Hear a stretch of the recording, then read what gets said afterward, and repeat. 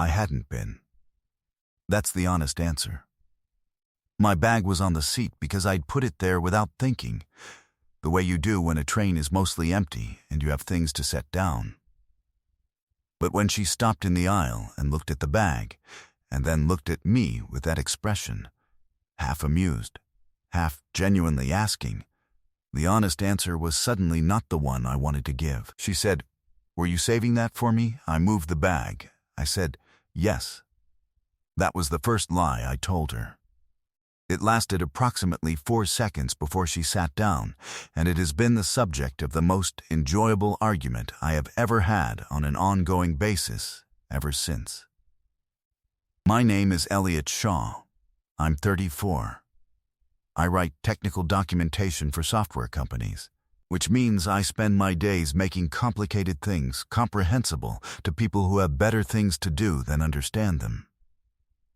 I am good at precision. I am good at choosing the right word for the right slot.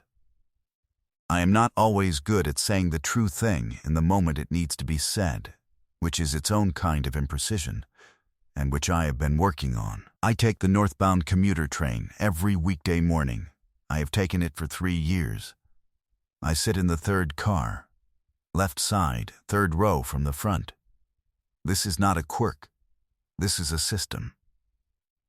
Her name was Mara Solano. She was 31.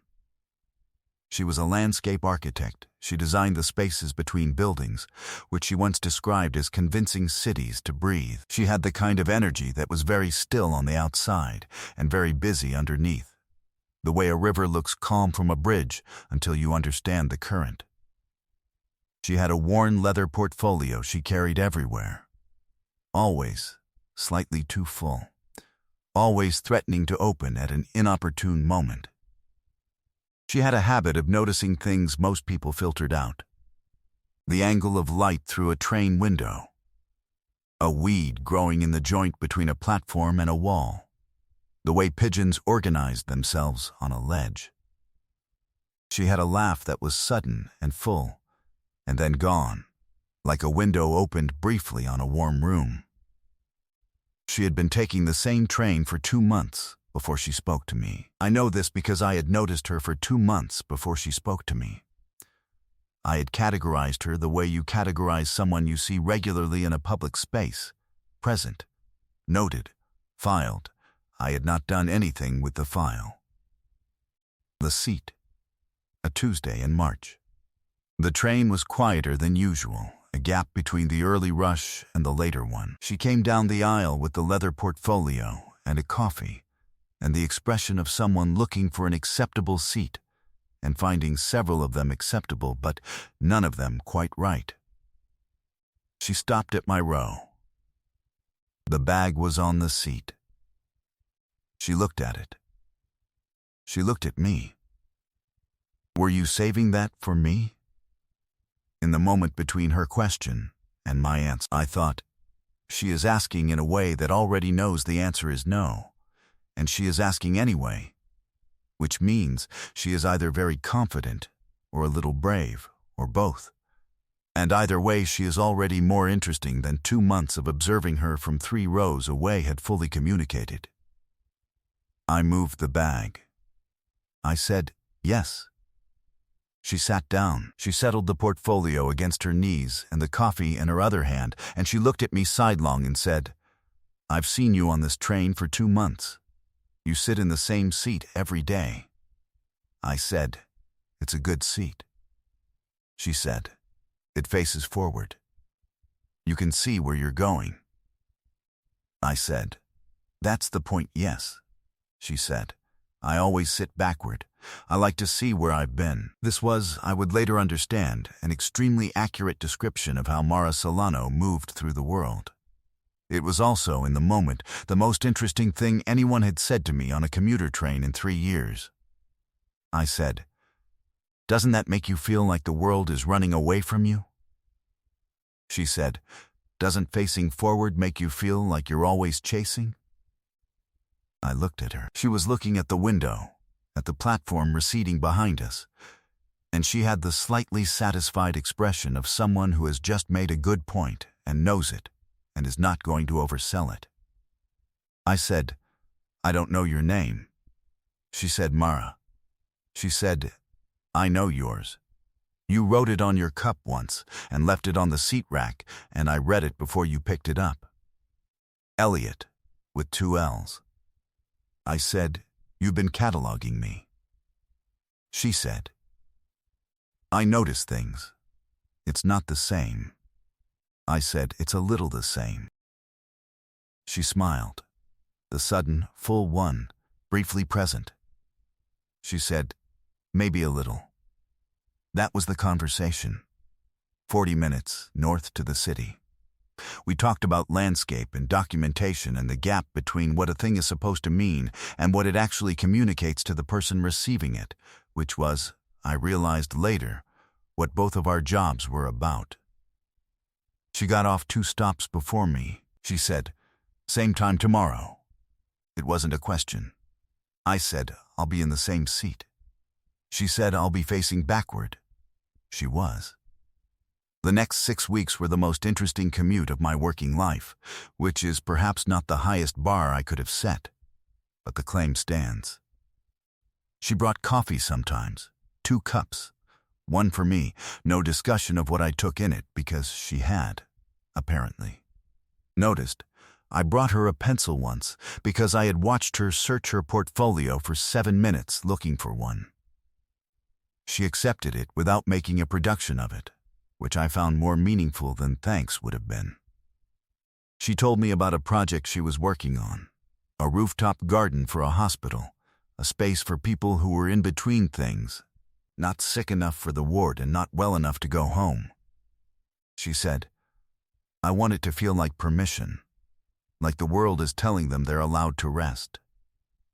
I listened to all of it and said very little, because the design she was describing was already complete in her telling of it and didn't need me to add anything.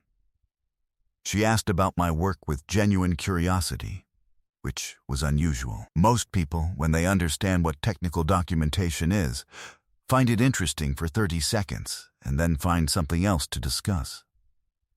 She kept asking. She wanted to know about the specific problem of making a difficult thing legible to someone who has no patience for difficulty. About the structure underneath the language. The decisions that don't show once the document is finished. I found myself talking about it differently than I usually did. Precisely, like it mattered. She had a way of making the things you said feel like they mattered. I was in significant trouble, and I was managing it by taking the same train every day and sitting in the same seat and calling it a system. There was an evening in late March when we were both on the same evening train home, which hadn't happened before. She came down the car and stopped at my row and said, "This is strange, seeing you in the wrong direction." I said, "You mean the right direction?" She said, "I mean the direction neither of us is used to." She sat beside me, and we rode south together, and it felt different from the morning, slower, the city unwinding around us, the conversation looser, less purposeful, just 2 people on a train going home. She fell asleep 10 minutes from her stop, very briefly, her head tilting once before she caught it. I pretended not to notice. She pretended she hadn't. We got off at her stop and I walked an extra block with her before turning back, which I told myself was because the station was better lit in that direction, which was not true. That is hiding with better branding. I was aware of this. There was a week in April when she was away for a site visit and the train was simply a train. I sat in the 3rd car, left side, 3rd row from the front, and I read my documents, and the morning did what mornings do, efficiently and without interest. I noted the absence the way you note the absence of a sound you had stopped consciously hearing. And its removal, you understand how much weight it had been carrying. There was a morning in April when she arrived and sat and opened her portfolio immediately, which she didn't usually do, and I understood without asking that something had happened with the project and it was bad. I didn't ask. I just sat and read my documents and let her work, and at some point she said, without looking up, "Thank you." I said, "For what?" She said, "For not asking." I said, "You'll tell me when you want to." She looked up then. She said, "Yes." She said, "I will." She did. 3 days later. The project had been scaled back by the hospital board, half the space, half the budget, the pergola removed, which she said was the part that gave it shelter. She explained all of this with her hands moving, sketching shapes in the air between us. She said, "I keep designing for the version of the world I want, and the world keeps handing me the version it can afford." I said, "Every document I write is a compromise between what should be said and what the reader can receive. The job is finding what survives both." She looked at me for a moment. She said, "Yes, exactly that." The word exactly sat between us.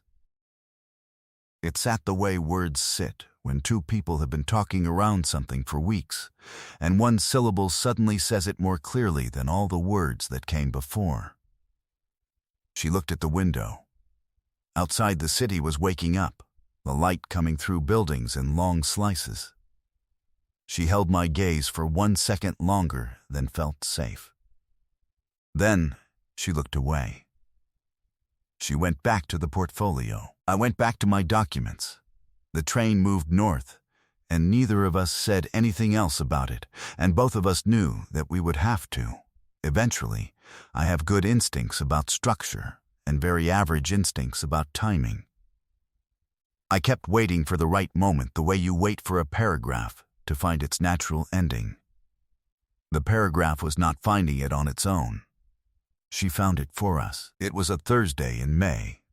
We had been sitting together every morning for 6 weeks.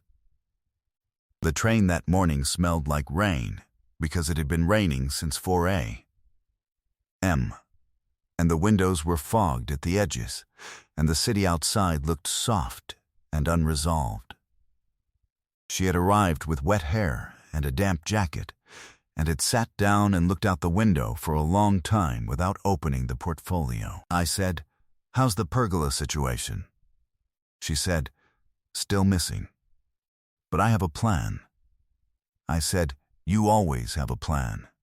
She said, "I always have a plan, and I execute about 60% of them, and the other 40% I learn from." She paused. She said, "I've been thinking about the seat." I said, "The seat?" She said, "The Tuesday in March. I've been thinking about it for 6 weeks, which is longer than I usually think about most things, which tells me something. Something in my chest moved, not dramatically, just enough." I said, "What does it tell you?" She said that I asked a question I already knew the answer to, and I asked it anyway, and you moved the bag before you answered, which means you decided something and then said yes. And the order of that has been sitting with me ever since. I said, "It wasn't saved for you." She said, "I know." I said, "But when you asked, I wanted it to have been." She looked at me. Her hands were still on the portfolio. The train was doing its northbound things, the city sliding past the windows, and she held my gaze with the steadiness of someone who has been patient and precise about something for a long time, and has finally decided that patience has a word count, and she has reached it. She said, "That's the truest thing you've said to me in 6 weeks." I said, "I should have said it sooner." She said, "You needed the right question." She said, "I should tell you, I don't always know how to do this. I am much better at it when there is a structure to work with. Landscape, documentation. Give me a brief, and I will find the answer in it. This doesn't have a brief." I said, "I can write one." She looked at me. Then she laughed, the full sudden one, present, and then gone, leaving the warmth of it in the air. She said, "Of course you'd say that." I said, "I'm serious. Functional objective. Measurable outcomes. Clear deliverables. She said, "What are the deliverables?" I said, "You tell me." She was quiet for a moment. She looked at the fogged window and the soft city beyond it. Then she reached over, and she picked up my hand from where it rested on the portfolio between us, and she held it with the matter-of-fact certainty of someone who has assessed a situation and made a decision, and is done waiting for the document to write itself. She said, "Start with 2 people on a train. One facing forward, one facing back. Neither of them going anywhere alone." I turned my hand over under hers. She said, "See, there's your structure." We sat that way until her stop. She let go when she stood. She looked down at me with the expression she used when she had solved something and found the solution obvious in retrospect. She said, "Same time tomorrow." I said, "I'll be in the same seat." She said, "I'll be facing you." She was. 2 weeks later, she came in with the news about the pergola. The board had approved it. Full scope restored. She said she had used my line about what survives both. I told her the line had come from watching her work. She said we were going to disagree about the credit.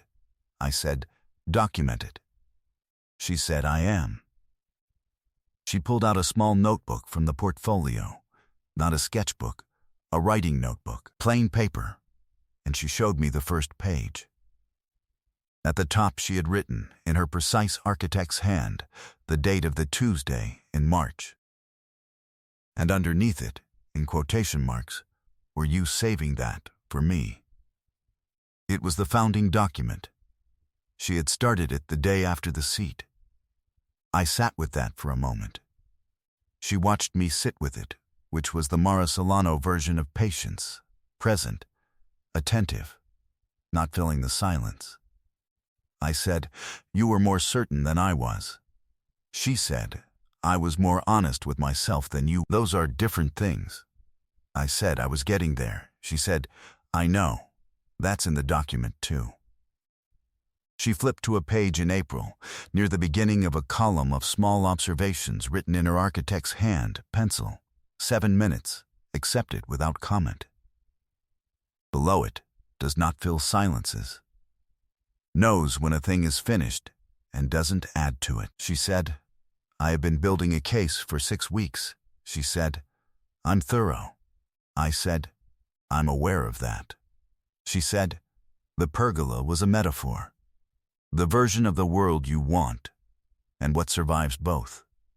I've been applying it to this too." I looked at the notebook. I looked at her.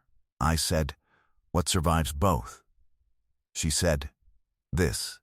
She said, "Obviously this." A year later, when people asked how we met, I told the bag story. I said, she asked me a question I didn't have the right answer for, and I gave her the true one instead. People always asked which was which. I always said the true one was the yes. The right answer would have been no, it's just my bag, and we'd have been 2 people on a train. She always said, "You moved the bag first. You decided before you answered." That's the part I believed. We still take the northbound train. She still sits facing backward. I still sit facing forward. Between us the portfolio, a little fuller now than it was.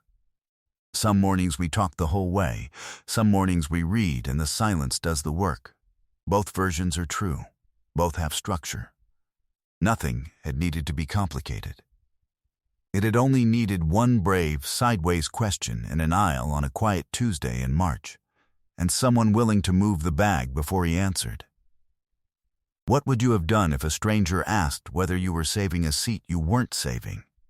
And have you ever said yes to something before the thinking caught up, and understood afterward that the yes was true before you knew it? Tell me in the comments. If this one stayed with you, leave a like, subscribe, and I'll see you in the next one.